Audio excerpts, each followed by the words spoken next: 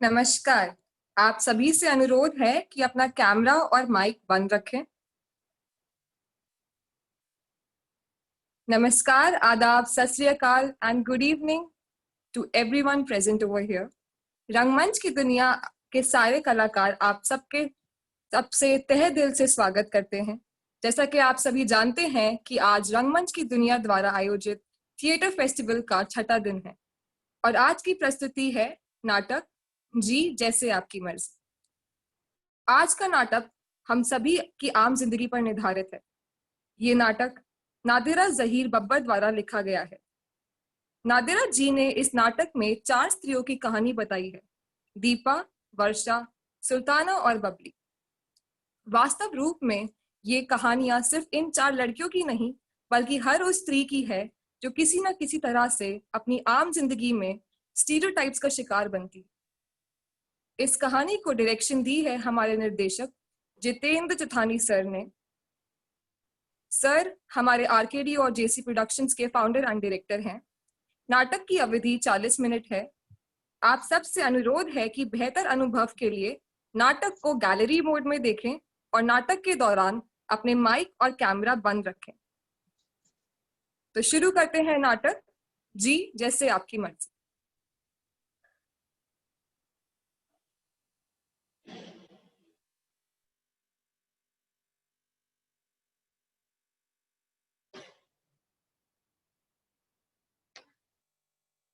अक्कड़ बक्कड़ बम्बे बोल 80-90 बोल सो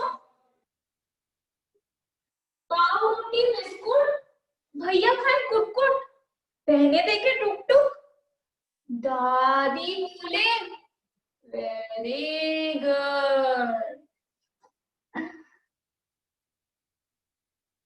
नमस्ते, मेरा नाम दीपा है, दीपा राय। घर पे सब लोग मुझे छुटकी के रखते हैं। मैं आज से कुछ 11 साल पहले पैदा हुई थी। जब मैं 3-4 महीने की अपनी अम्मा के पेट में थी ना, तो मैंने सुना अम्मा और बाबूजी में बहुत बहस हो रही थी कि अम्मा को अस्पताल ले जाकर पता लगाया जाए कि मैं लड़का हूँ या लड़की, क्योंकि अम्मा और बाबूजी को एक लड़का और 2 लड़की पहले से थे ना, तो अगर चौथा बच्चा भी लड़की निकलती तो उसको मार देते। डॉक्टर ने बताया लड़की ही है। उस दिन घर पे बहुत बातें हुई और एक तरफ बूढ़ी जैसी आवाज बीच बीच में कह रही थी, मैं तो कहती हूँ राम शरण बिटवा क्यों अपने सर पे बोझ बढ़ा रहा है, गिरवा दे इस लड़की को। उस दिन बहुत देर तक बातें हुई, फिर सब लोग सो गए, सिर्फ मैं और अम्मा जाग रहे थे। तो मैंने अम्मा को अंदर से ही कहा, अम्मा मुझे मत मारो, मत मारो मुझे, मैं जीना चाहती हूँ।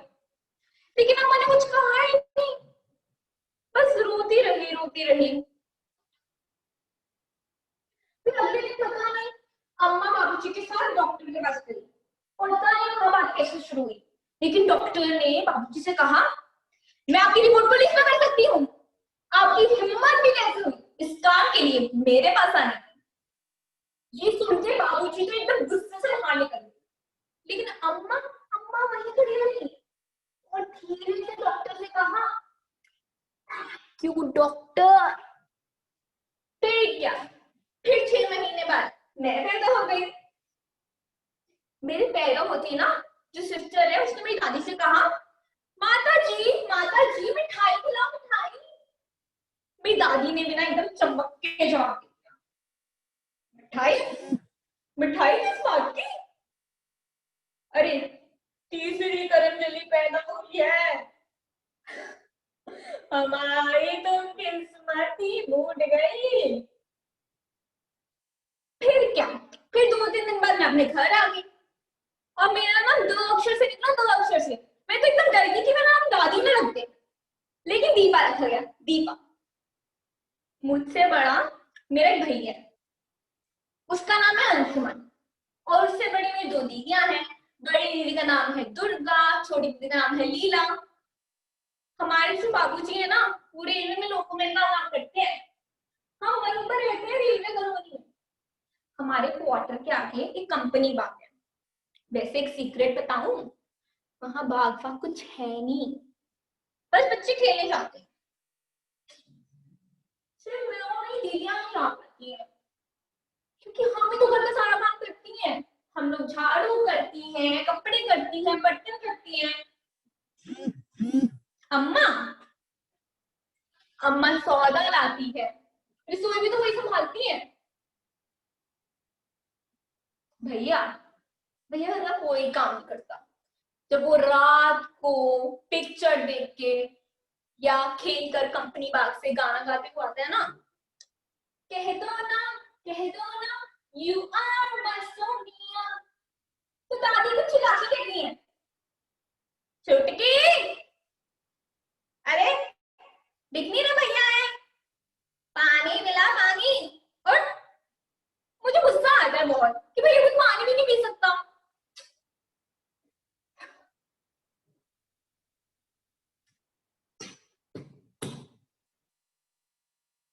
एक दिन ना मेरी दोनों दीदियां बीमार हो गई।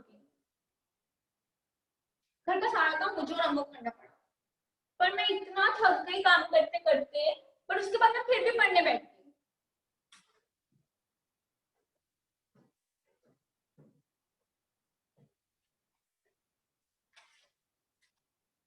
लेकिन थोड़ी देर बाद भैया आया और फिर दादी का वही नाटक शुरू।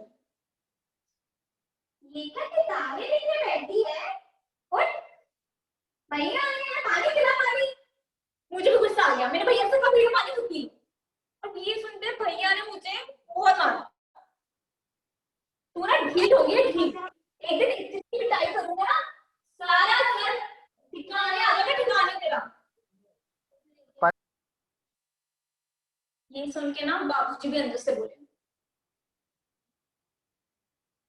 सुन बेटवा, आज तो ठीक कर ही दे, लगा दे इसके दो तीन। ये सुन के भैया मुझे मारने लग गए। मारने लग गए। भैया मत मारो मुझे, मैंने किया क्या है कि दादी मुझे डांट रही है, भैया मुझे मार रहे हैं और बाबूजी मुझे चिल्ला रहे हैं। किया क्या है मैंने?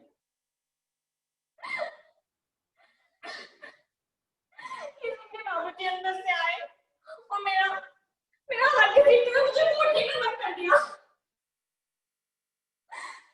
अब चिल्ला रहे हैं। पोटली में घूमने दे रहा था। बाबूजी मुझे मारने का, बाबूजी मारने का मुझे। माफी मांग रही हूँ, मैं नहीं करूंगी आगे से इतना, मुझे मार निकालो। लेकिन किसी ने मेरी सुनी नहीं।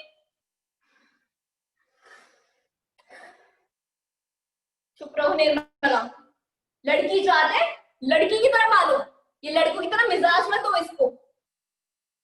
जिसको अपने भाई को पानी पिलाने में दिक्कत हो रही है, वो ससुराल जाके जूते खाएगी, जूते।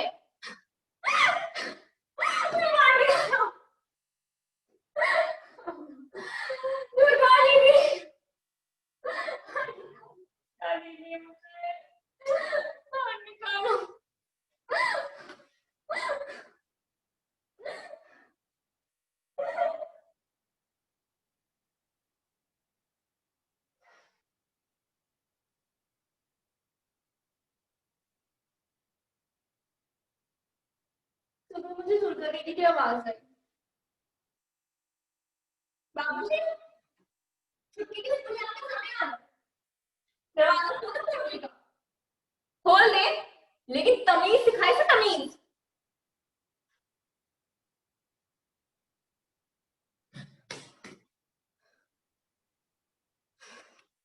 जैसे कोठरी का दरवाजा खुला, किसी ने मुझसे बात नहीं की, बाबूजी के डर से। मेरे से मम्मा को बाय करने में स्कूल चली गई।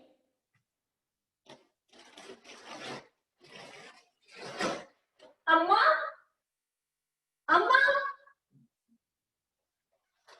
मेरी बुआ आई, उनका नाम है चंद्रमाला। वैसे तो है एकदम काली भुजंग, पर नाम रखा है चंद्रमाला, जैसे हो वो चंदी माला। अपने चारों बच्चों को लेकर यहाँ 2-2 महीने के लिए आ जाती है रहने के लिए। उनकी ना इसलिए इतनी शान है क्योंकि उनके चारों के चारों बच्चे लड़के हैं, इसलिए वो ऐसे बनी फिरती है हवलदार में। पर मुझसे पूछो, वो चारों के चारों इतने अकड़ू खामोश भोलू है बस। छोटे वाले का नाम है नरेंद्र कुमार, उससे बड़े वाले का नाम है सुरेंद्र कुमार, उससे बड़े वाले का नाम है राजेंद्र कुमार, और सबसे बड़े वाले का नाम है रविंद्र कुमार। वो तो जैसे अपने आप को शाहरुख खान समझता है, हर रोज आईने के सामने खड़ा होकर गाता रहता है, तुझे देखा तू जाना सनम। वो भी इतना बेसुरा गाता है, मेरे मन में तो सुना गिटार गुस्सा आता है मेरे को बहुत। एक दिन वो शाहरुख खान इतनी ऊंची वॉल्यूम में टीवी देख रहा था और दूर दीदी वहां पर पढ़ रही थी, तो दीदी ने उसको वॉल्यूम कम करने के लिए बोला, लेकिन वो शाहरुख खान का बच्चा उसने वॉल्यूम तेज कर दीदी को चिढ़ाने के लिए, तो दीदी ने जाके बंद कर दिया टीवी। और फिर क्या था, फिर बुआ जी का अटैक शुरू।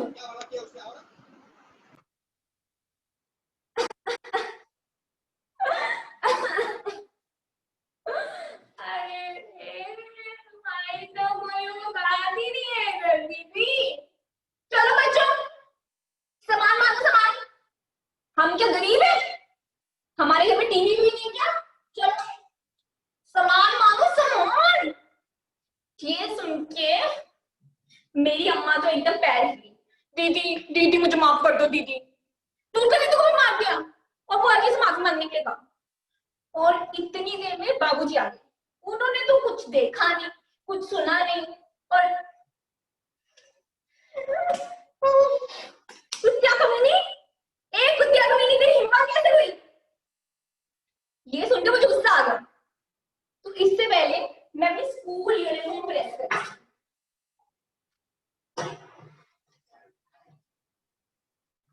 प्रेस अभी गर्म नहीं थी और मेरे सामने वो शादी का बच्चा बैठा, मैंने ये प्रेस की और उसके चूथड़ों में जाके घुसा दी।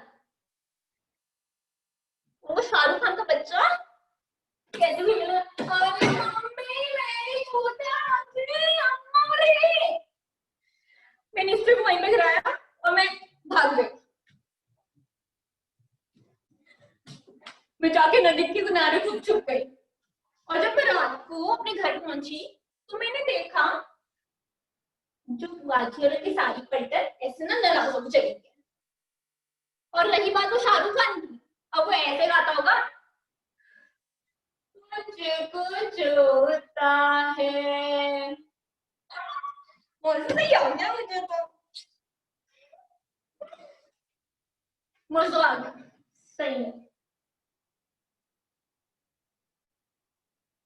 अच्छा एक बात बताऊं, एक बार ना हमारे स्कूल में ना ऐसे शहीदी दिवस का फंक्शन था, तो पता है क्या, तो वहां पर ना नाटक भी हो रहा था। मैंने नाटक में भाग ले लिया, मैंने झांसी की रानी का रोल किया। वैसे नाटक भूल ही नहीं था, हम लोग राय परिवार के हैं, राय परिवार की, राय परिवार की जो ये लड़कियां होती है ना, वो खेल तमाशा में भाग भी लेती हैं। तो मैं तो ठहरी दीपा, है ना, तो मैंने भाग भी लिया और मैंने एक्टिंग भी की और मुझे फर्स्ट प्राइज मिला। खूब लड़ी मर्दानी, वो तो झांसी वाली रानी थी, बनता है ना कि फर्स्ट प्राइज। तो जब हमारा फंक्शन खत्म हो गया और हम जा रहे थे ना बाहर हॉल से, तो हमें यहाँ पर प्रिंसिपल जी मिली। उन्होंने मेरी अम्मा को देख के बोला, मिसेस रॉय आपकी तीनों लड़कियां एकदम अच्छी है, खासतौर से ये दीपा, ये तो कमाल है कमाल। आप चाहें तो इसको सरकार की तरफ से स्कॉलरशिप मिल सकती है, स्कॉलरशिप स्कॉलरशिप स्कॉलरशिप मिल जाएगी मुझे। ये सुन के दादी एकदम से चेंज।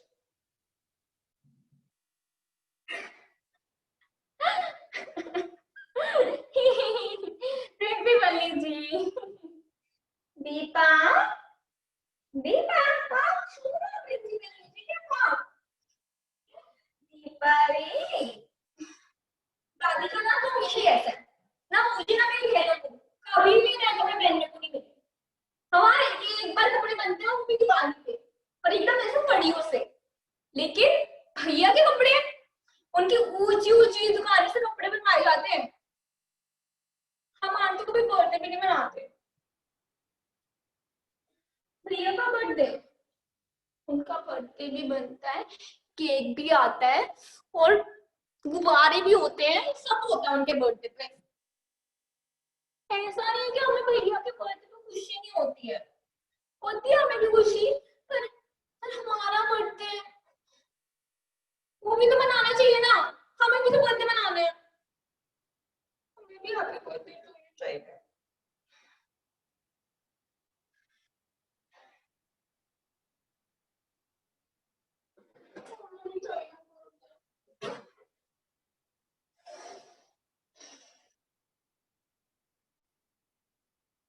एक बार ना मेरी दुर्गा दीदी बहुत बीमार हो गई, उनको पीलिया हो गया, उनकी तबीयत इतनी बिगड़ गई कि यहाँ तक कि उनका तकिया और उनकी चादर भी पीली हो जाती थी, लेकिन वो फिर भी कहीं नहीं लेके गए, कोई डॉक्टर के पास नहीं दिखाया। भैया को कुछ हो जाता है ना तो कानपुर ले जाते हैं, कानपुर इलाज करवाने के लिए, लेकिन मेरी दुर्गा दीदी उनके लिए कुछ भी नहीं, उनकी हालत बिगड़ती जा रही थी। तो पड़ोसियों ने बोला कि इसको रेलवे अस्पताल में भर्ती कर दो, उधर तो खर्चा सारा मुफ्त है ना।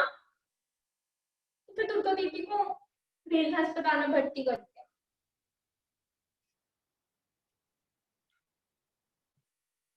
वहां पर भी ना उसको मिलने नहीं जाता था, सिर्फ अकल जाता थी, और वो भी कभी कभी।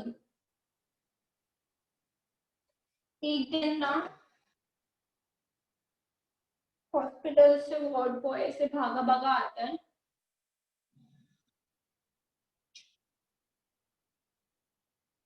दुर्गा, दुर्गा सीरियस है, आप लोगों से मिलना चाहती है, अब जल्द आ जाइए। दुर्गा दीदी, दुर्गा दीदी, दुर्गा, दुर्गा दीदी, कहाँ है दुर्गा दीदी, दुर्गा दीदी, दुर्गा, दुर्गा,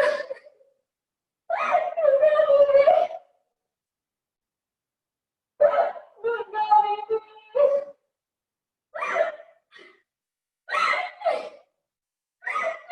नहीं हो सकते, नहीं होता है, दीदी उठो,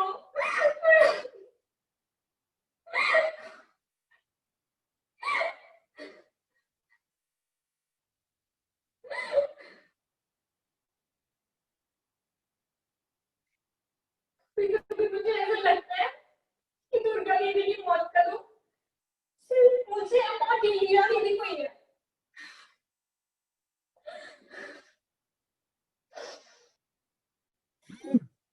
दुर्गा दीदी की मौत के बाद हम सब बहुत चुप चुप से रहने लग गए।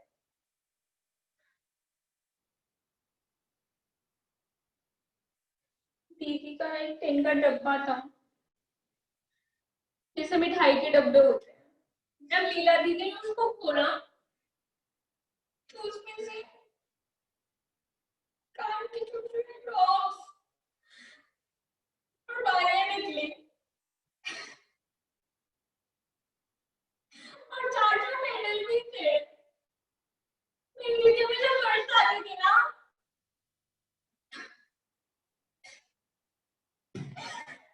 फोटो में था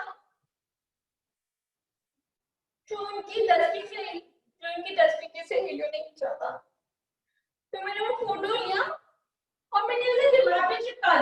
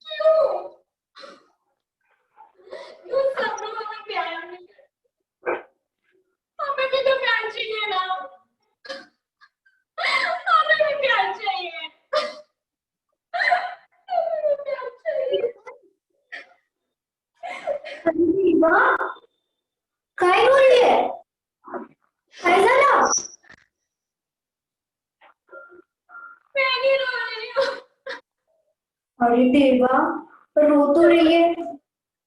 अच्छा, ये क्या खेल रही है? टापू। टापू? ये कैसे खेलते हैं? हाँ, मुझे टापू नहीं पता। तुमने तो बचपन में नहीं खेला? नको, खेली होगी शायद, अभी याद नहीं। चलो मैं सिखा देती हूँ, आओ।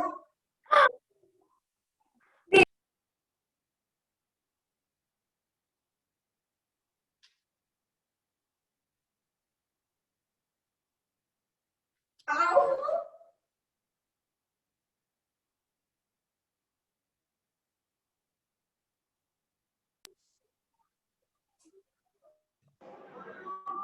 तुम्हारा नाम क्या है?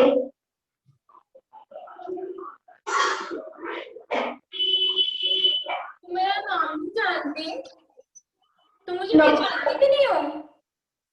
अरे अरे, मैं ही हूँ तुम, मैं ही हूँ तुम। अरे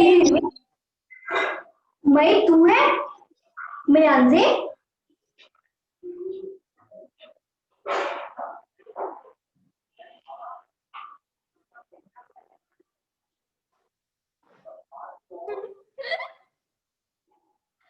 सेम।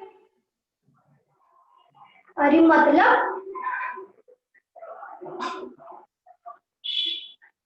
अरे बाबा, इसको समझाने में तो बहुत टाइम जाएगा।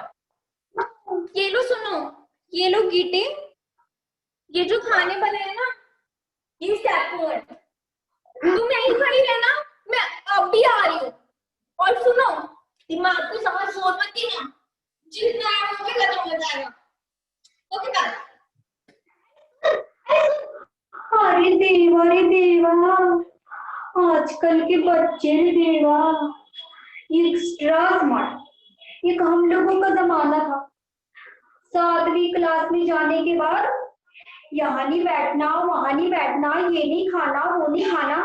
अरे लड़कों के साथ हंसना बंद, बैठना बंद, बोलना बंद। मेरे बाबा हमेशा कहते थे, वर्षा तुला मानते नहीं, मतलब औरत जात को कदम फूक फूक कर चलना चाहिए। मैं वर्षा को, मेरे बाबा रामदास को, माटुंगा में हमारी कपड़ों की दुकान है। यही कपड़ों की मेरी 2 बहनें हैं, पहली लक्ष्मी और दूसरी अर्चना। प्यार से उसे हम आरचू अर्चू कहते हैं। और मेरी माँ, मेरी आई पार्वती, नाट्य विधा में बहुत अच्छी गायिका है, बहुत जगह गाती है।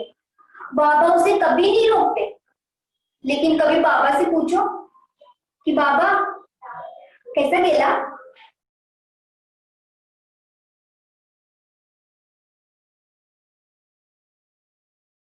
गाऊं देवा, कभी मना नहीं करते, पर ऊ का मतलब नहीं गाओगी तो बेहतर होगा। मेरी शोभा काकू के बारे में तो आप लोगों को तो पता ही होगा। मेरी शोभा काकू मेरी काका की भाई, दोनों साथ साथ रहते हैं। और मेरे बाबा और मेरे अत्या की शादी उन्होंने की थी। और पता है, जब भी मेरे बाबा मुझे डांटा करते थे ना, तो मेरी शोभा काकू उल्टा मुझे ही डांटती थी। मुझे बहुत अच्छा लगता है, सच्ची। पता है, वो जो है ना फॉरेन कंट्री में सेठी फैमिली, उनका ना many many big big restaurant है। उन्होंने ना मेरे काकू को ना एक ऑफर दिया था रेस्टोरेंट में ऑनर बनने का, मैनेजर। पर मेरे काका ने बोल दिया कि पहले शोभा से पूछूंगा तभी, न तो नको। तो मेरे काका गए शोभा काकू से पूछने, ए शोभा, शोभा मैं जायला रे कि ना जायला बोल। मेरी शोभा काकू, अरे जा, लेकिन हाँ जल्दी आना, मुझे ले जाएगा ना रे तू। हाँ शोभा, तू टेंशन ना ले, तुझे जल्दी बुलाएगा। फिर क्या, फिर तो मेरे शोभा काकू के बारे में आ रहे हो गए। अरे पता है, बोला साड़ी से सीधा नवारी साड़ी। मैं आपको दिखाती हूँ वो साड़ी, इतनी अच्छी साड़ी उन्होंने पहनी थी। मार्केट से ढेर सारी नवारी साड़ी पहनकर और खूब डांस किया। अरे वो लावनी, अरे हाँ, अरे वो वाला गाना जो था ना, कौन सा, मैं जाऊं दे मुझे जाने दे, और इतना झूठी कि मैं क्या बताऊं। रोज रोज बस मुझे यही कहा करती थी, ए वर्षा तेरे काका कब आएंगे रे, देखना मुझे जाना है वहां। मैं बोलती थी, ओ काकू थोड़ा सब्र कर, आ जाएंगे काकू और तुझे भी ले जाएंगे। पता है, ढेर सारे उन्होंने ना ऊँट भी बीन लिए थे। अरे हमारे फाइनेंस आंटी है ना, उन्होंने बताया कि देख शोभा, वहां जाएगी ना तो वहां ठंड बहुत पड़ती है फॉरेन में, इसीलिए ना शोभा काकू ने ना बहुत सारे ऊन का स्वेटर बीन लिया और रोज इंतजार कर किया। और वो इंतजार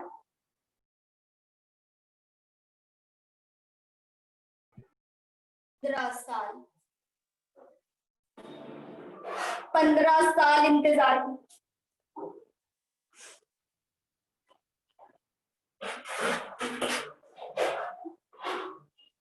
ए वर्षा, तेरे काका का फोन नहीं आ रहा वर्षा, मैं क्या करी बोल। फिर हमें बाद में पता चला कि मेरे काकू ने उस सेठी फैमिली की किसी लड़की के साथ शादी कर ली। और मेरी काकू 15 साल तक इंतजार की।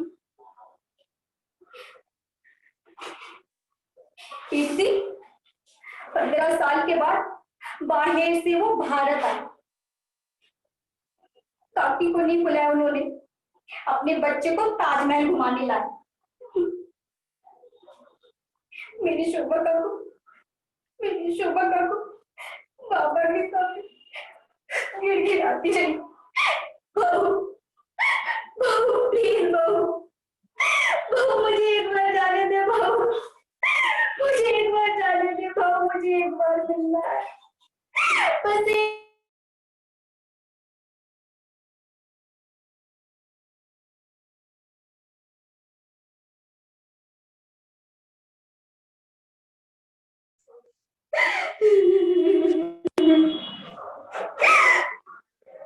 पर मेरे बाबा ने बोला, अरे ताई मैं क्या करी बोल, अरे वो नहीं मिलना चाहता तो मैं क्या करूं बोल, मैं नहीं मिलवा सकता। मेरी आई बोली बाबा को, आहे इकाई का दोस्त, अरे ताई है ना, पाल पोस कर तुम्हें बड़ा किया, हमारी शादी भी ताई नहीं कराई, और आज ऐसे ताई को बोले तो क्या है, अगर तुम्हारी बेटी के साथ होता तो। मेरे बाबा ने मेरी आंटी थप्पड़ चढ़ दी। उस दिन मेरा पूरा घर शांत पड़ गया। सभी सन्नाटा। मेरी अर्चू, मेरी लक्ष्मी, हम छत की सीढ़ियों पर बैठे रो रहे थे। मेरे बाबा अपने कमरे में और मेरी शोभा काकू अपने कमरे में, और मेरी आई रसोई घर में बैठे रो रही थी। तभी मेरी शोभा काकू आई। मेरी शोभा काकू ना बहुत हंसमुख है, सबको हंसाती है। मेरी आई से बोली, अरे पार्वती,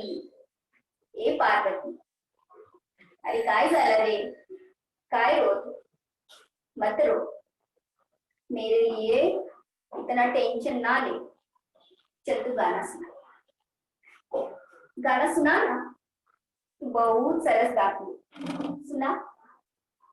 ताई प्लीज प्लीज, रात बहुत है गेला, जाओ तू हो जा, सो जा।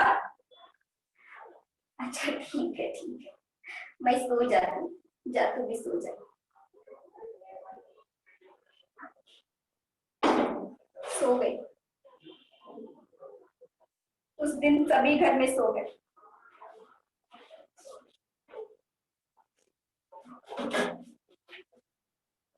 कोई नहीं उठा उस दिन। बाबा अपने कमरे में, आई अपने कमरे में। करते रहे सब है।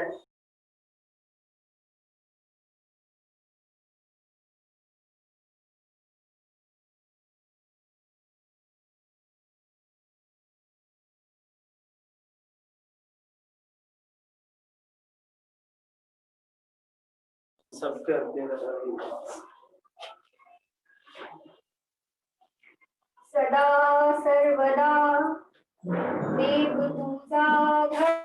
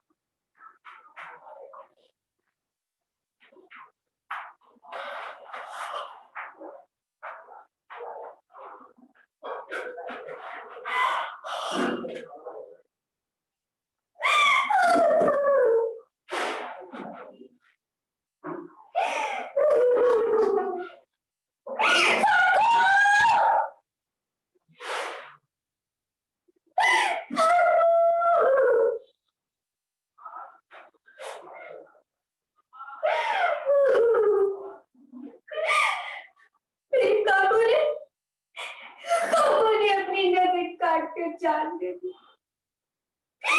जान दे दी। पापा, पापा।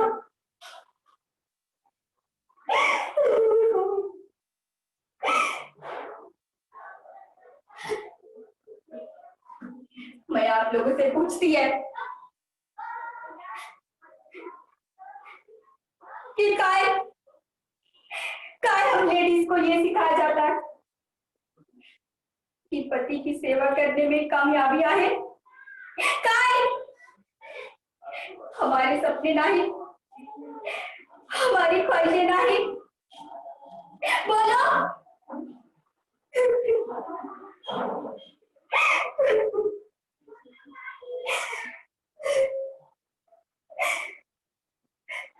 क्षमा कर दो।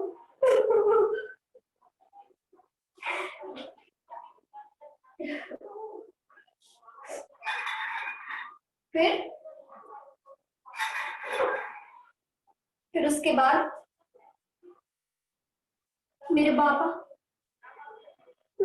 को हॉस्पिटल में एडमिट करना पड़ा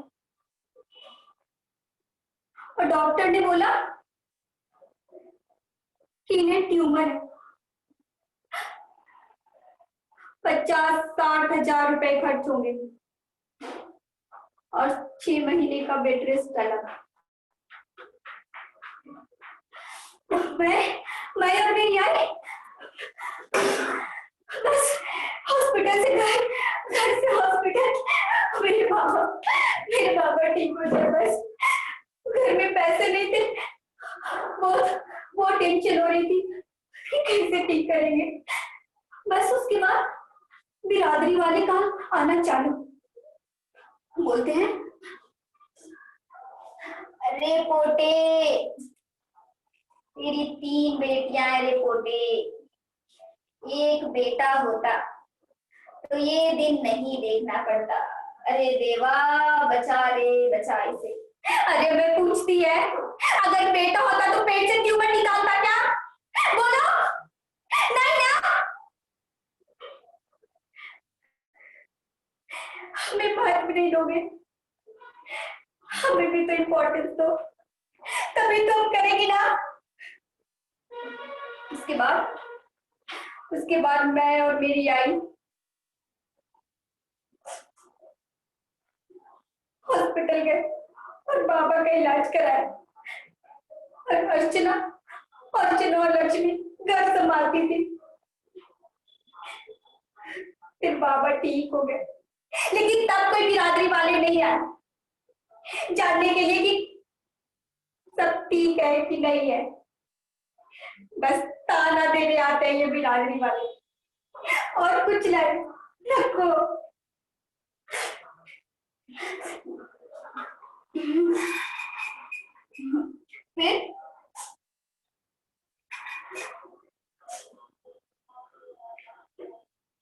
फिर मैं दुकान जाने लगी। वहां मुझे ना, हमारे दुकान के ठीक सामने ना एक कॉकटेल जूस सेंटर था, अमृत जूस सेंटर। वहां रहता था अमृत। मुझे वहां का कॉकटेल खूब आंबा, खूब सरस लागे आए। मैं और मेरी ताई हमेशा वहीं जाते थे कॉकटेल पीने। एक दिन पता है क्या हुआ कि मैं रेस्टोरेंट में गई और वहां एक वेटर आया और जूस का गिलास दे दिया। मैंने बोला, ओ भैया, हमने नहीं ऑर्डर किया, काय के लिए है ये? फिर मुझे एक फोन आया। हेलो, क्या रे माधुरी दीक्षित, क्या चल रहा तेरा? Juice P. बोल रहा हूँ ना, जूस पी। वो अमृत था। मैं नहीं पी जूस, नहीं। फिर नारायण काकू आए, अमृत का बाप, और उस जूस को जाली में कर दी। फिर मैं अपनी दुकान चली गई। फिर मुझे फोन आया। मैं बोली, हेलो, वर्षा पोटे सिलाई सेंटर स्पीकिंग। अरे छमिया, तेरे को बोला था ना रे, बोला था ना जूस पी, क्यों नहीं पी तो जूस? साली तेरे पे ना ये सिर्फ फेंक दूंगा, समझ में आया तेरे को? खंडाली वाले के पास नहीं, समझी? खंडाली वाले के पास। ये कोई जबरदस्ती का है? नहीं मिलेगी। मैं, तुम बोलोगे तब आएगी क्या? नहीं पसंद है तू मुझे, रखो। मैं उस अमृत के बाप के पास गई कंप्लेन करने, उसकी शिकायत करने। लेकिन उसका बाप तो उससे भी ज्यादा अड़ियल। कहने लगे, मैडम, हमारा बेटा सरस 24 कैरेट गोल्ड, जाओ कहीं और जाओ, टाइम खोटा ना करो, जाओ। हमारा बेटा प्योर है, हमारा बेटा नहीं।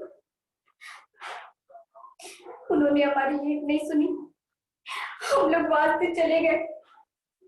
लेकिन मुझे फिर बार मुझे कॉल आते थे, और गंदे गंदे कॉल, बहुत सारी चीजें करने बोलता था।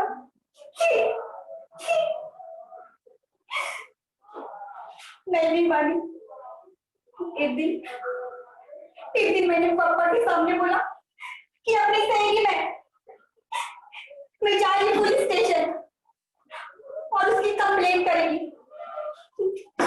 मैं, मेरी आई, नारायण काकू सबको ले गई उस अमृत को सबक सिखाने। लेकिन वो पुलिस वाले, अरे पुलिस वाले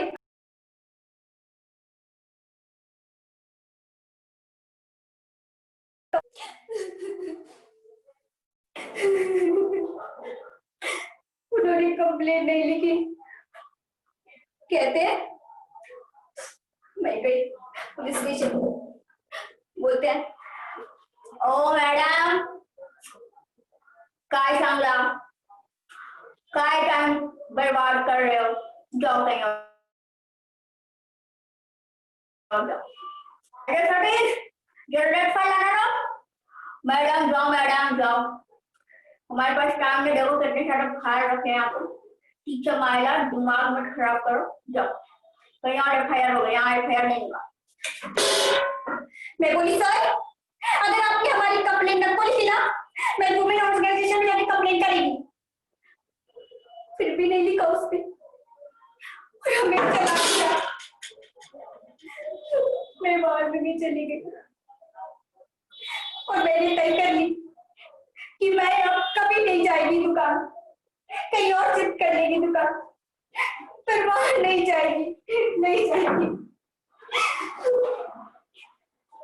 पर मेरा दिनों तक मैं दुकान नहीं गई।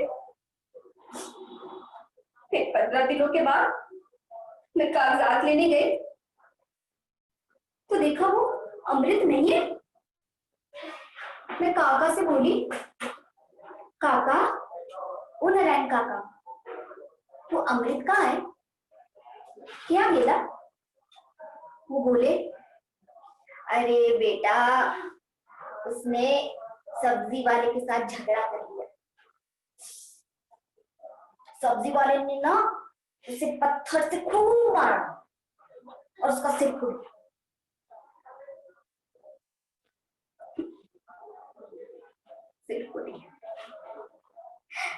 वाह वाह रे देवा वाह।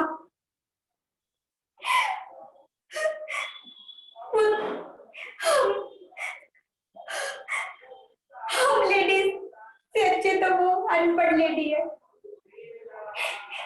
इतनी सारी किताबें याद रखने के बाद क्या फायदा हुआ? अपने आत्मसम्मान के लिए कम से कम वो लड़ी तो सही। अगर मेरी काकू उस सब्जी वाले की जगह पे होती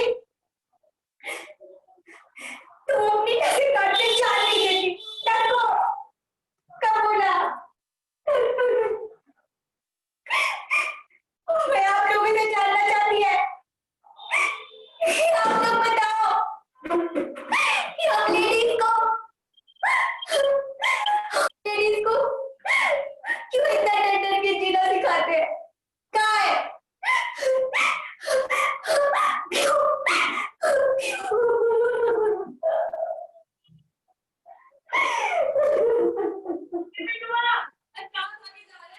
अरे अम्मा कहाँ है तेरी? हैं? अम्मा कहाँ है?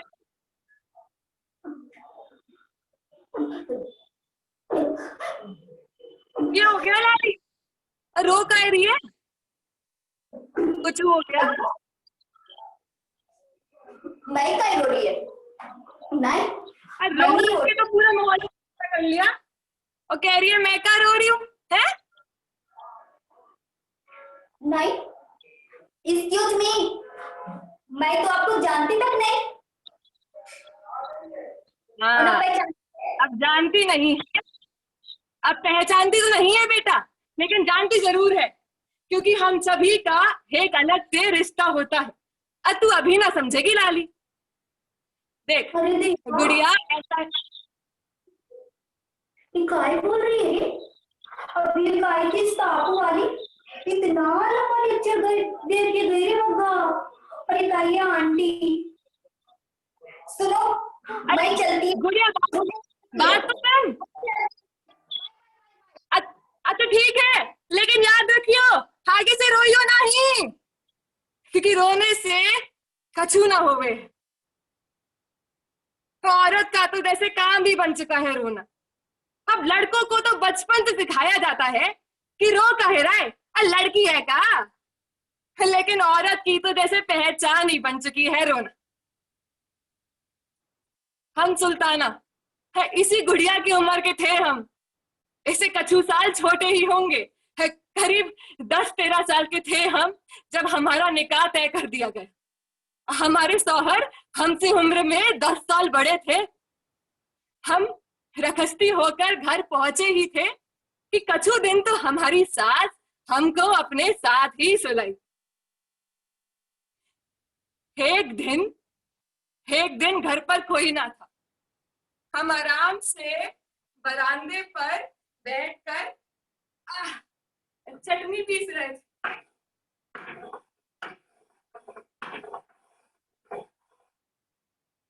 अचानक से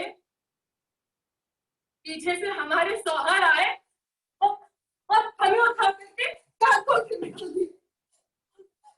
हम वहां पर बहुत चीखे, चिल्लाए, नहीं छोड़ दो हमें, अल्लाह के रास्ते छोड़ दो हमें।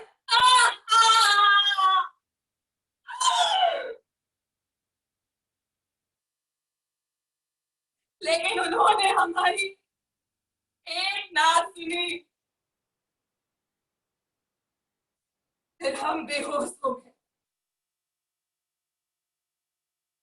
जब हमें होश आया तो हमने देखा कि वहां नीचे से खून निकल रहा था।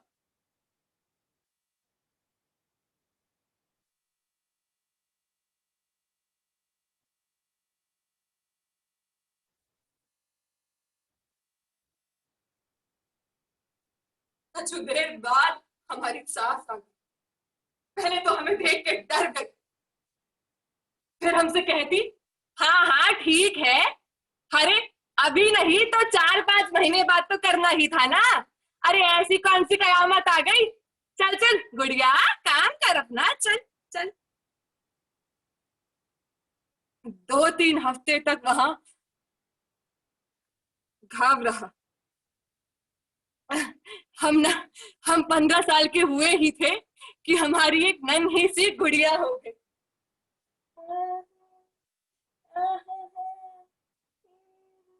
हमने ना उसका नाम सबिया रखा। और 1.25 साल में हमारी 2 गुड़िया और हो गई। एक का नाम नगीना और एक का नाम सकीना रखा। हमारे घर वालों को हमारे बार बार लड़की पैदा होने से बड़ी दिक्कत थी।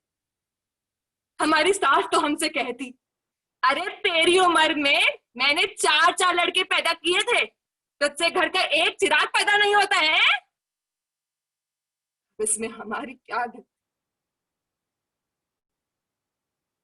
हमारी सास और हमारे शौहर को हमसे एक तकलीफ और थी, वो हम गोरे ना थे ना। अकील, उनका रंग तो हमसे भी, लेकिन क्या फर्क पड़ता है। अरे ये लोग चाहे जैसे भी हो, काला रंग, टेढ़ी नाक, दांत बाहर, लेकिन औरत चाहिए इनको एकदम सुंदर, जैसे चांद का टुकड़ा। हम जब चौथी बार पेट से हुए तो हमारे घर वाले ने हमसे कह दिया कि अगर इस बार फिर से लड़की हुई तो अकील का फिर से निकाह कर देंगे। और हमारी बदनसीबी तो देखो, हमें चौथी बार भी लड़की ही हुई। हम बहुत डरे हुए थे। 4-5वें दिन ही हमने घर का सारा काम करना शुरू कर दिया था। अचानक से हमारी सास आई और हमारी लड़कियों को नोचते घसीटते हुए हमसे कहती, चल उठा अपनी लड़कियों का कूड़ा और निकल जाए यहाँ से, चल। हमने कहा, हम कहाँ जाएंगे, आप ऐसे मत कहिए। तो हमसे कहती, हाँ हाँ अब तेरी कोई जरूरत ना है। अरे अकील का अगले जुम्मे निकाह तय कर दिया है हमने, चल निकल जा। हमने कहा, आप ऐसा नहीं कह सकती, अरे अकील हमारे शौहर है। पीछे से एक आवाज आई, कैसा शौहर, किसका शौहर, मैं तुझे अभी इसी वक्त तलाक देता हूं। तलाक तलाक तलाक, बस एक शब्द और पूरा रिश्ता खत्म। फिर हमें घसीटते हुए हमारी लड़कियों के साथ बाहर निकाल दी। हमने बहुत गलती करी कि अरे हम कहाँ जाएंगे। ऐसा मत करो, खोलो खोलो, किसी कोने में पड़े रहेंगे हम।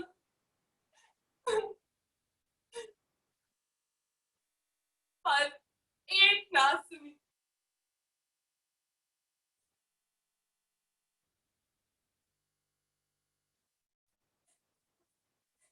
फिर हम अपनी लड़कियों के साथ अपने मायके चले गए।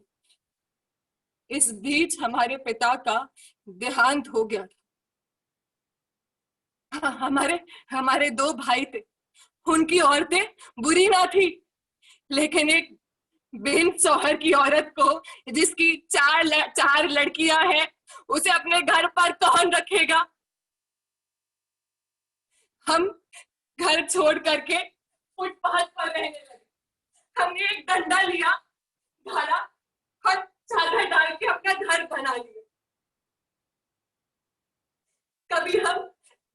कभी हम मोहल्ले में झाड़ू पोछा करने जाते, कभी बर्तन करते, और ऐसे करते करते हम कभी एक वक्त का खाना या फिर कभी भूखे पेट सो जाते।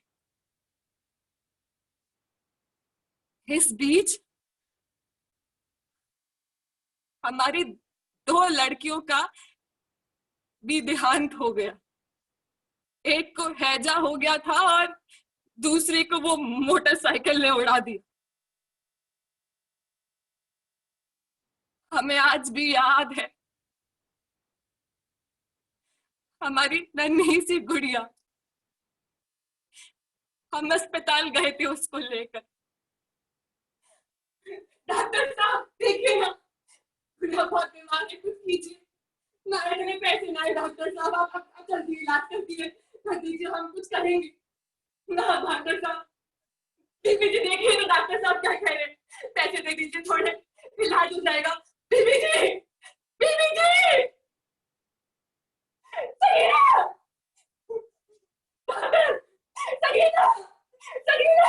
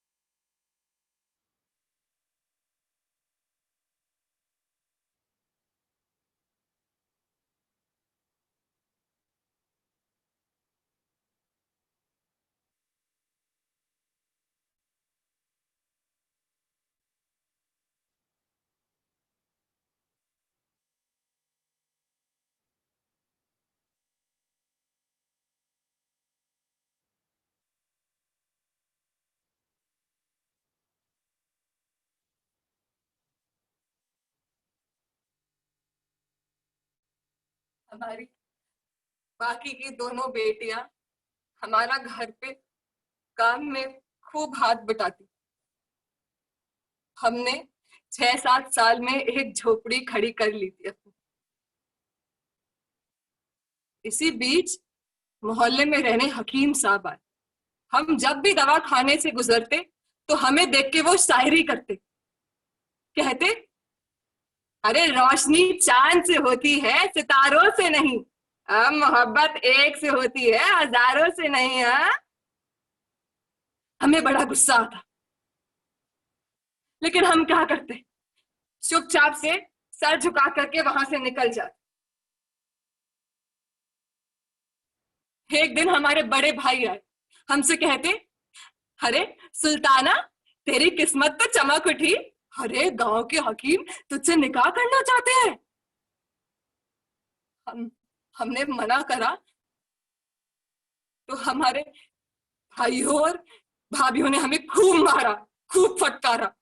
और हमारे लाख मना करने के बाद भी हमारी शादी उस हकीम से करा दी। शादी के बाद हकीम ने हमें पहनने के लिए बुर्खा दिया। हमने कहा, अरे मोहल्ले में सभी लोग हमें देख चुके हैं। तो हमसे कहता, अरे सुल्ताना, अब तुम हमारी बेगम हो।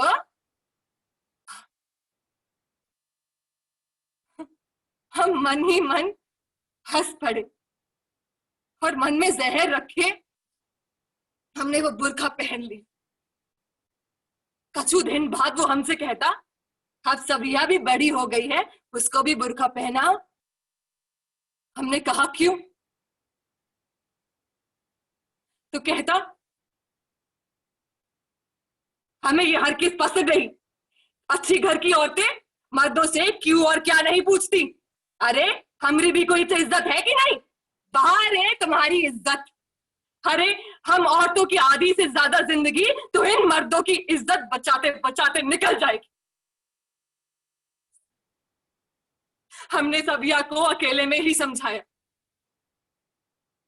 पहले तो वो खूब रोई, फिर कुछ दिन तक खाना भी नहीं खाया। हम देख रहे थे कि सबिया चुप चुप से रहने लगी है, बात नहीं करती ठीक से। हमने एक दिन जाकर के सबिया से पूछ लिया, क्या हुआ है बेटा? तो वो हमसे कहती, कुछ नहीं, कुछ नहीं हुआ है अम्मा, हमें समझ ना आया।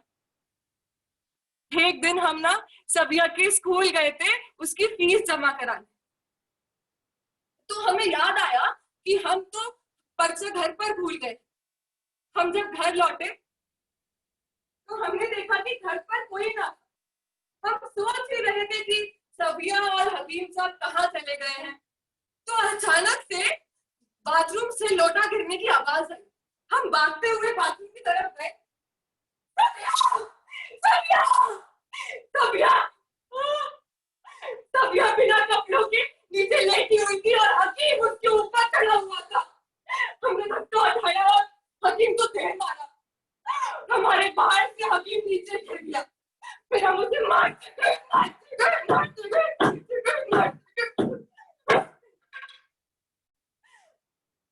हकीम का सर 2 हिस्सों में फट गया था और वो मर गया।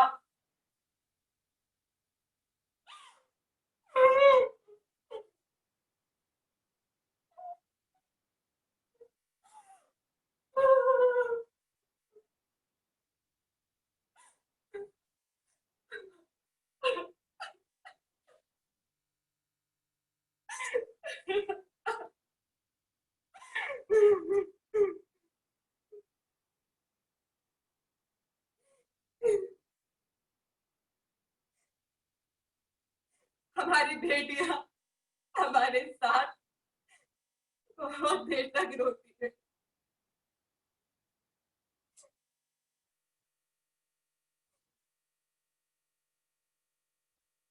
पुलिस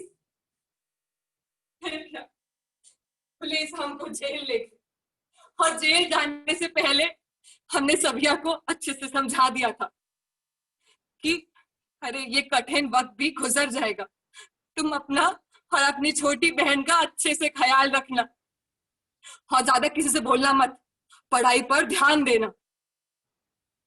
उसने हमारी एक एक बात को ध्यान से सुना।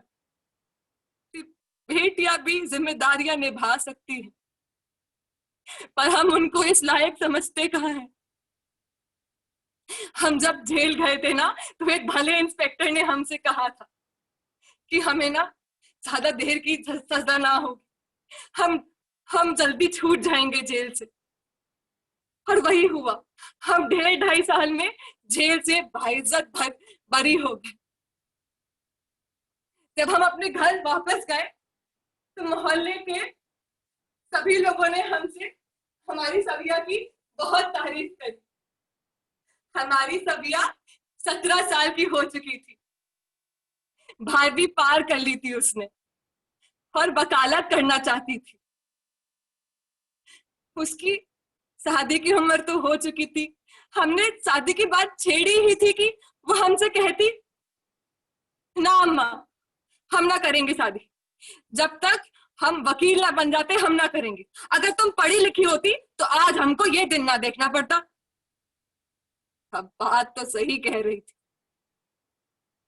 उसने दुनिया भर की सारी शर्तें हमारे सामने रख दी। कहती, हमारा हमारा शौहर हमें मारेगा नहीं, हमारा शौहर हमें हमें बिल्कुल भी पढ़ाई करने से मना नहीं करेगा, और हम अपने घर वालों को और अपने शौहर को अस्पताल ले जाकर के पहले ही डॉक्टर से ये पता करवा देंगे कि लड़का हो या लड़की, ये औरत के नहीं मर्द के हाथ में होता है।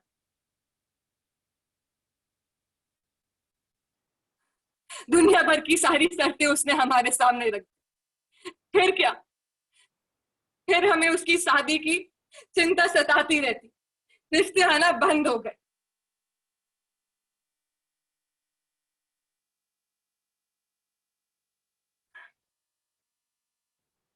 अब सुल्ताना आप लोगों से ये पूछना चाहती है कि can women and choices go together. Sultana के साथ क्या हुआ? जिसकी जो मर्जी बेआई उसने उसके साथ वही किया। घर से निकाल दिया, घर में रख लिया, जब चाहा बलात्कार किया। और ऐसी बहुत सी सुल्ताना आज भी हमारे समाज में है। तो क्या उनको उनकी बेसिक मर्जी मिली हुई है? ये मैं आप लोगों से पूछना चाहती हूँ। ओवर टू वर्षा।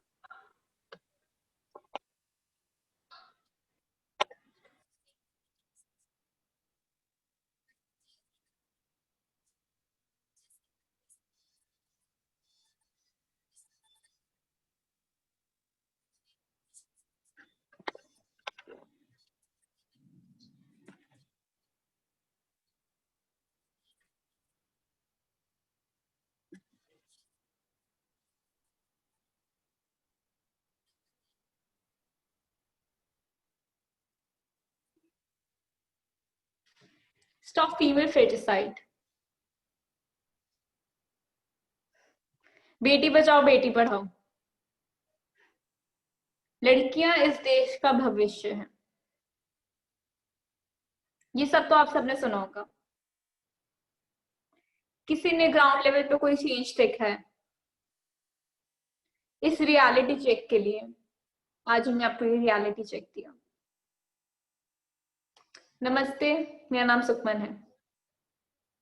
मैंने इस प्ले में दीपा का किरदार निभाया था।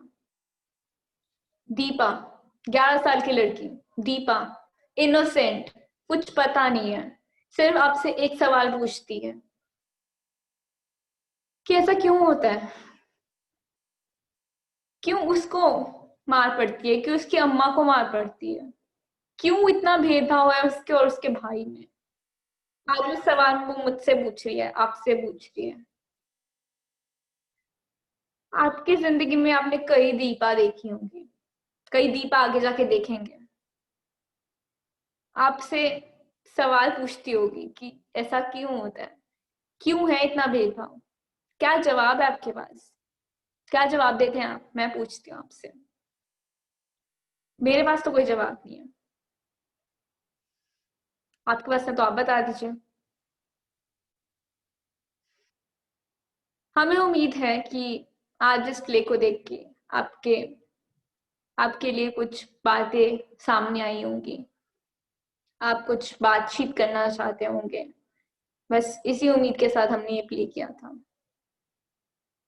अब सुल्ताना की ओर मैं देना चाहूंगी।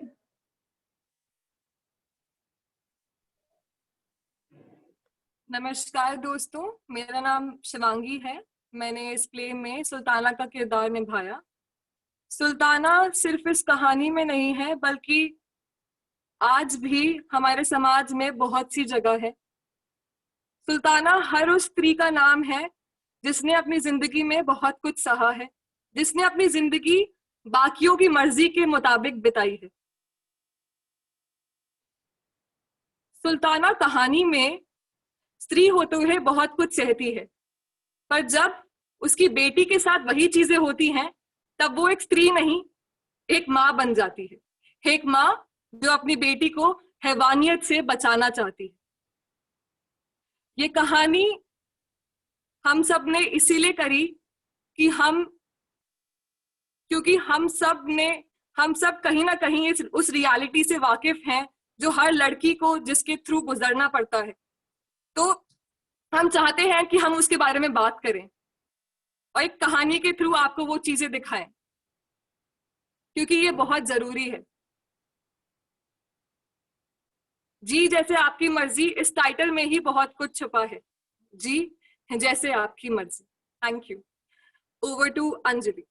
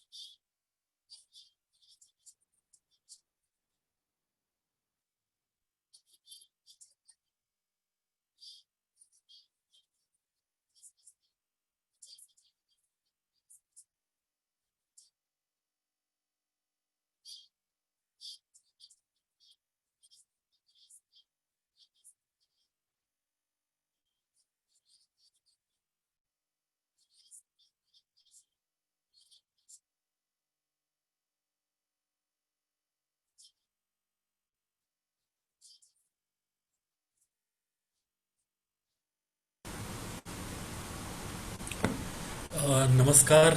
मेरा नाम जितेंद्र चोएथानी है। अ, इस नाटक के बारे में बहुत सारी बातें करनी है। सबसे पहले तो ये कि जब नाटक मैंने सोचा था ये करूँगा, आई थिंक 2 साल पहले, तो काफ़ी सारे सवाल थे। इसका फर्स्ट शो हुआ तो 4 सवाल 40 बन गए। आज मुझे लगता है कि शायद सवालों की गिनती बढ़ेगी, पर जवाब नहीं है। आई थिंक मेरे पास भी कई सवालों के जवाब नहीं है। बहुत सारे ऐसे इंसिडेंट्स होते हैं हर किसी के लाइफ में जो आपको काफ़ी सारी बातें सोचने पे मजबूर करते हैं। मैं एक ऑर्गेनाइजेशन में काम कर रहा था कुछ साल पहले। टोयोटा में ऑर्गेनाइजेशन है, वहाँ मेरे एक सीनियर थे।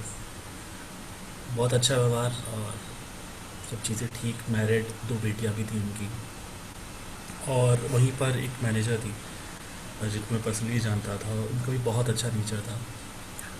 On one fine day office में काफ़ी हल्ला हुआ और मैं वहाँ पे आया तो मैंने देखा कि उन्होंने उस व्यक्ति का कॉलर पकड़ रखा था। ये जो व्यक्ति थे ये फ़ोटोज़ खींच रहे थे। जो टॉयलेट्स थे gents and ladies, I think वहाँ पे सीलिंग में शायद कुछ स्पेस था जो इन्होंने कभी नोटिस किया होगा।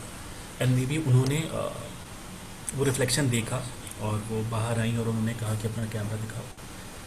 उसे नहीं दिखाया, देन फाइनली उसको पकड़ा गया और कैमरे से चीज़ें पता चली। एंड देन जो एचआर थे उन्होंने तुरंत उस व्यक्ति को फायर किया। मेरे लिए बहुत बड़ा क्वेश्चन मार्क था, क्योंकि कल तक मैं उस व्यक्ति के साथ बैठ रहा था, काम भी कर रहा था क्योंकि सीनियर थे। अचानक से ऐसा कुछ होगा, सो बहुत बड़ा क्वेश्चन मार्क पैदा हुआ कि क्या मैं सच में जान पा रहा हूँ उन लोगों को, या मैं खुद को भी उतना जान पा रहा हूँ। एक और पुराना इंसिडेंट है, आई थिंक वो पहले फर्स्ट शो में मैं बता चुका हूँ। When I was studying in Xavier's, तो हम भाईकुला हॉस्टल में रहते थे, मैं और मेरा दोस्त डेविड। अभी वो फादर बन गया है, तब वो एज अ ब्रदर वहाँ चर्च में रहता था।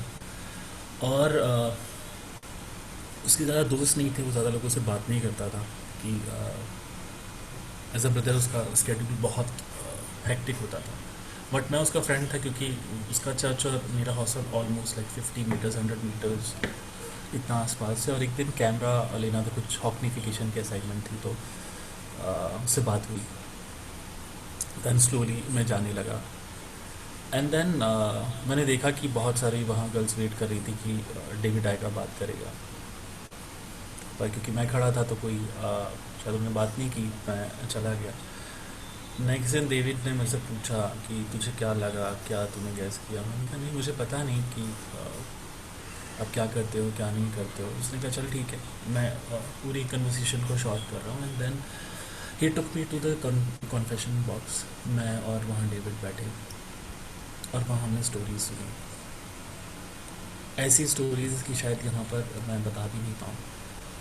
और वहाँ पर डेविड, जो कि मेरी एज का है, मतलब अभी 20s में आया ही है, वो काउंसिल कर रहा है। और मैं उसको देख रहा हूँ कि यार ये व्यक्ति मेरी एज का है और ये कहीं पे कुछ रेजोल्यूशन दे पा रहा है, कुछ चेंज लेके आ पा रहा है। आई थिंक ये सिर्फ 2 स्टोरीज़ नहीं है, बहुत सारी स्टोरीज़ हैं।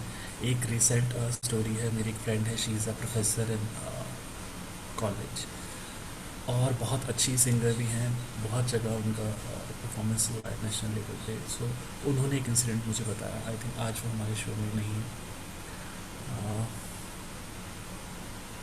कि वो उनकी फैमिली किसी गुरु को मानती थी, आई थिंक ऋषिकेश में कोई व्यक्ति है, मैं दोनों का नाम नहीं लेना चाहूँगा। और उनके आश्रम में उनको जाना हुआ, और उस टाइम वो अकेली ही थी, काफ़ी बारिश हो रही थी। एंड देन ये जो बाबा जी थे, सो कॉल्ड बाबा जी, he tried to misbehave. But luckily जो मेरी फ्रेंड थी, स्मार्ट थी, वो सिचुएशन से बाहर निकल के आ गई। और जो सवाल था, वो मेरे को भी सवाल लगता है कि इसका जवाब क्या होगा, कि अगर कोई उस लेवल तक नॉलेज को अटेन कर चुका है या एनर्जी को अटेन कर चुका है जहाँ पर उसको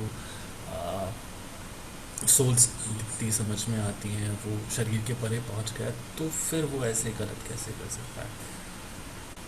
आई थिंक बहुत जगहों पर ऐसे बहुत सारे केसेस होते हैं जो जनरली बात नहीं किए जाते हैं। अभी रिसेंटली मैं जब ये नाटक कर रहा था, तो आई हैव अ हैबिट कि मैं अपने फ्रेंड से, फैमिली से और बाकी लोगों से डिस्कस करता हूँ, एंड देन कुछ ब्रेनस्टॉर्म करता हूँ। तो कुछ ऐसी स्टोरीज़ पता चली, मैंने फर्स्ट शो में वो बताया, तो मैं रिपीट नहीं करूँगा। आई थिंक फर्स्ट शो के कुछ एक्टर्स भी कर रहे हैं जो शायद मुझे नहीं पता कभी चलती, और जिनकी स्टोरी थी उनकी फैमिली में भी किसी को अभी तक पता नहीं। समझ नहीं आता, मतलब ये नाटक की शुरुआत अगर मैं देखूं, आई थिंक यहाँ पर 4 किरदार थे, पर 3 परफॉर्मेंसेस हो गई। उसके बारे में मैं बाद में बात करना चाहूँगा। बहुत कुछ है बोलने के लिए, कहने के लिए, पर मैं चाहूँगा आप लोग please, if you can open up your mics and cameras, आप कुछ शेयर करना चाहें नाटक देख के आपको क्या महसूस हुआ, या आप कुछ बताना चाहें, प्लीज़, जितने भी लोग हैं एज एन ऑडियंस, प्लीज़ बताएं।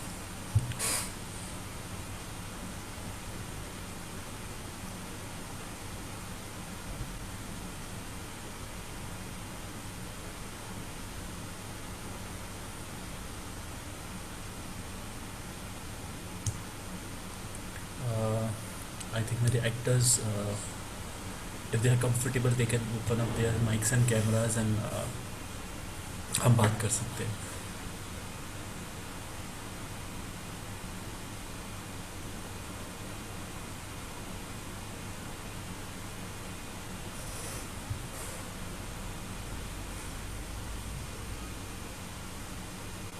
कोई feedback I think I have got a text response from Ananta ji.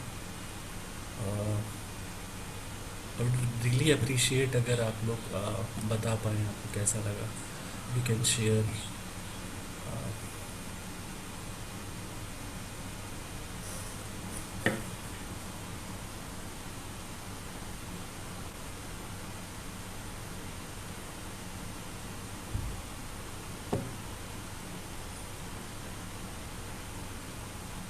Hi Sukhman, welcome back. Yes, sir. Anybody is not saying, I will say something. जी Ananta ji. Yeah, I definitely liked it, and because I was curious also, as we've done it before also.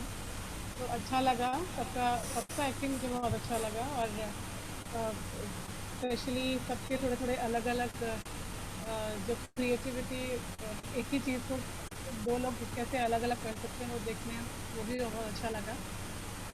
So I just wish कि it happens that it is shown to more audience, ज़्यादा लोग देखें और ज़्यादा लोग थोड़ा सा I wish sensitive audience हमारे को और मिले जो कि अपने कमेंट्स भी डालें यहाँ पर कि वो क्या सोचते हैं इस बारे में, कि थीम जो है वो बहुत ज़्यादा सेंसिटिव है और सिर्फ देखना ही काफ़ी नहीं है, उसके बारे में बात करना भी ज़रूरी है.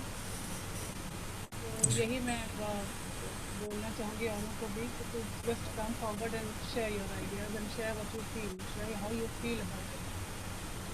तब जीतू आपने मुझे फिर से आपको मैं कॉन्ग्रेचुलेशन देना चाहूँगी क्योंकि आप इस चीज़ को आगे लेके जा रहे हो. आप जून पे जो इस तरह से फेस्टिवल्स के रूप में इसमें इफेक्टिव प्लेस लेकर आ रहे हो तो really commendable. Thank you and all the best. I think जो लोग नहीं बोल पा रहे हैं शायद मैं समझ सकता हूँ कि it's very difficult to talk about pen.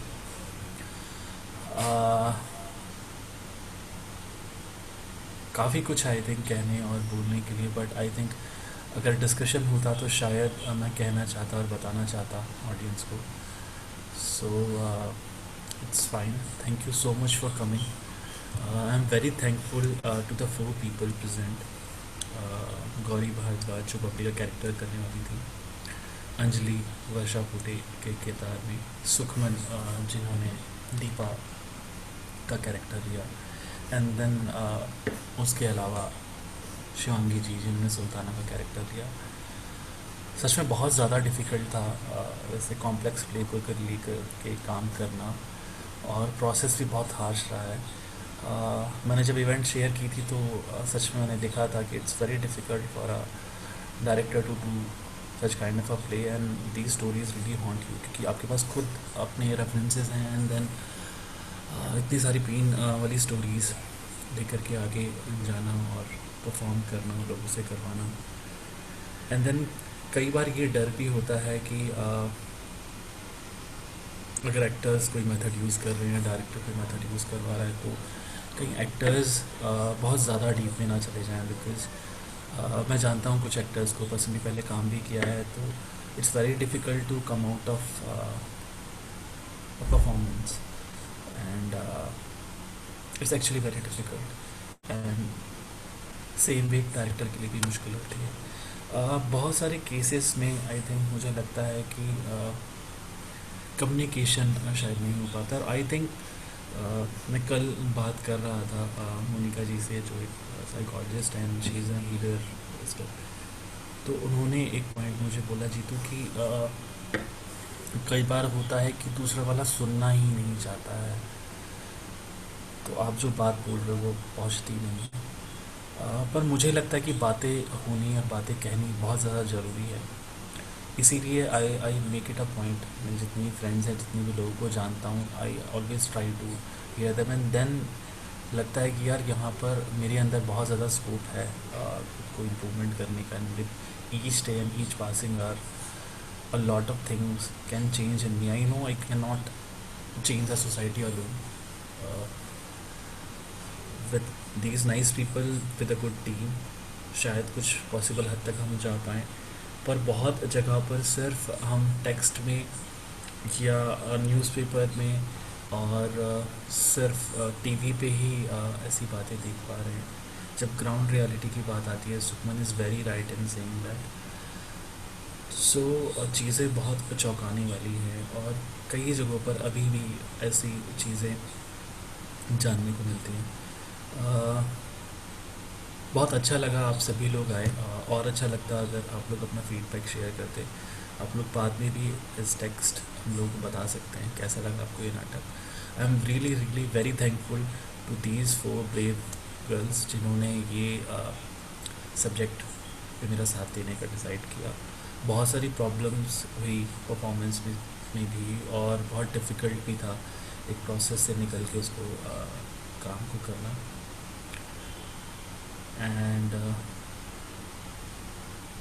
thank you so much for coming to this play. Thank you guys.